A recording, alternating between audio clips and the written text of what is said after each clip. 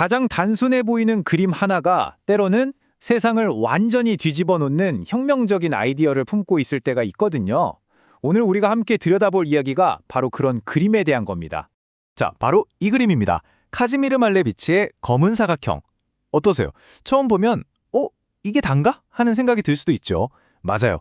근데요, 이 단순한 그림이 사실은 거대한 미스터리이자 현대 미술의 문을 활짝 연 열쇠 같은 존재랍니다.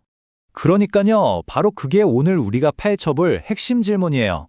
도대체 어떻게 이 아무것도 없는 것 같은 그림이 모든 걸 바꿀 수 있었을까요? 자, 지금부터 그 비밀에 한번 추적해보죠. 이 그림을 제대로 알려면요, 먼저 이 그림을 그린 사람, 카지미르 말레비치라는 화가와 그가 살았던 시대로 시간여행을 좀 떠나봐야 합니다. 그야말로 혁명의 시대였죠. 근데 재밌는 건요, 말레비치가 처음부터 이렇게 급진적인 추상화가는 아니었다는 거예요.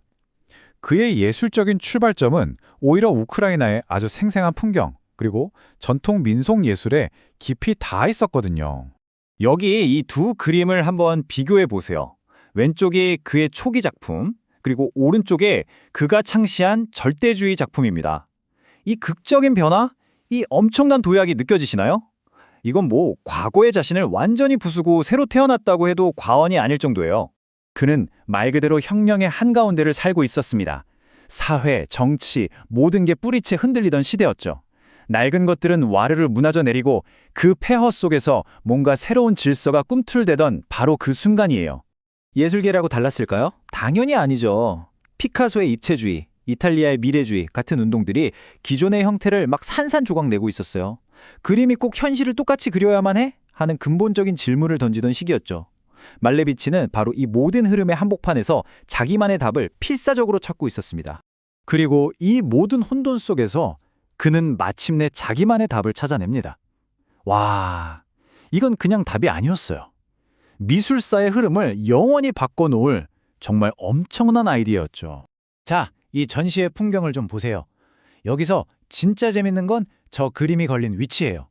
검은 사각형이 처음 공개된 전설적인 전시회인데 하필이면 방구석, 그러니까 러시아 정교의 가장에서 가장 신성한 그림, 성상화를 걸어두는 바로 그 자리에 자기 그림을 떡하니 걸어 나온 겁니다. 이건 정말 엄청난 도발이었어요. 예술계의 새로운 성상, 새로운 아이콘을 제시한 거죠. 그리고 그는 자신의 이 새로운 예술을 절대주의라고 불렀습니다. 왜 하필 절대주의였을까요? 그건 더 이상 사과나 나무 같은 현실 세계를 묘사하는 데 얽매이지 않겠다는 선언이었어요. 오직 순수한 색과 형태, 그리고 거기서 나오는 감정만이 다른 모든 것 위에 군림한다, 즉 절대적이다, 이런 뜻이었죠. 그의 철학, 사실 아주 간단하고 명료합니다. 예술아, 이제 더 이상 사과나 사람을 그릴 필요 없어 라고 선언한 거예요. 그림 속의 색과 형태 그 자체가 바로 내용이고 이야기라는 거죠. 모든 구체적인 대상을 다 지워버린 제로, 즉 무의 상태, 바로 거기서 가장 순수한 감정을 길어 올리자는 거였습니다. 말레비치가 직접 한 말에 이 모든 게 요약되어 있습니다. 절대주의는 창조적인 예술에서 순수한 감정이 최고라는 거죠. 그러니까 핵심은 뭘 그렸냐가 아니라 그래서 뭘 느끼게 하느냐는 거예요. 하지만 검은 사각형은 끝이 아니었습니다. 오히려 모든 것의 시작점이었죠. 그리고 말레비치는 곧 상상도 못할 엄청난 도전에 직면하게 됩니다. 생각해보세요. 검은 사각형이 모든 걸 지워버린 제로, 즉 0점이었다면 3년 뒤에 나온 이 흰색 위의 흰색은 그 제로 너머의 세계를 보여주는 작품이에요. 이제 형태를 없애는 걸 넘어서 아예 순수한 감정과 무한한 공간 자체를 캔버스에 담아보겠다는 시도였죠.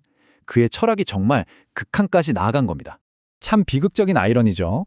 그의 예술은 혁명의 열기 속에서 꽃을 피웠지만 결국 또 다른 혁명의 칼날에 짓밟히고 맙니다.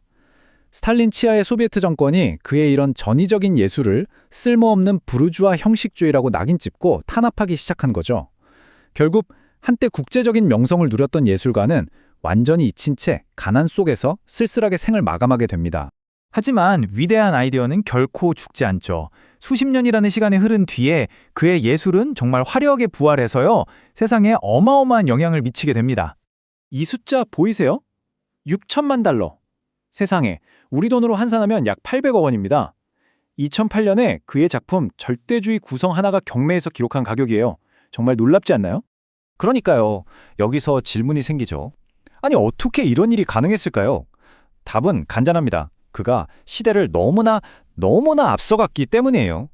그의 생각은 그가 세상을 떠나고 수십 년이 지나서야 비로소 세상을 뒤바꿀 예술과 디자인의 청사진, 일종의 원형이 된 겁니다.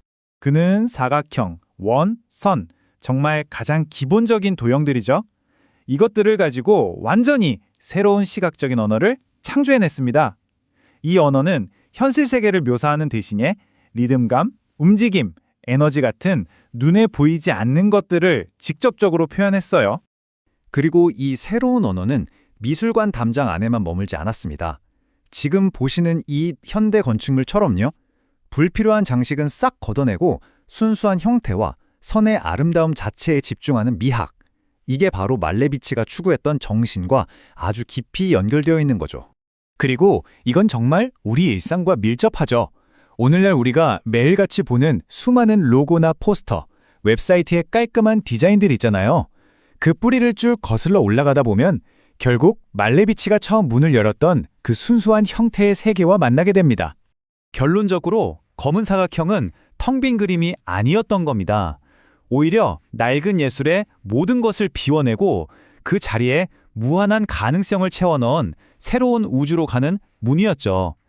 이 그림은 100년이 지난 지금도 우리에게 이렇게 묻고 있는 것 같아요. 자, 이제 눈에 보이는 대상을 알아보려는 노력을 멈추고 그저 순수하게 느끼기 시작할 준비가 되었나요? 하고요.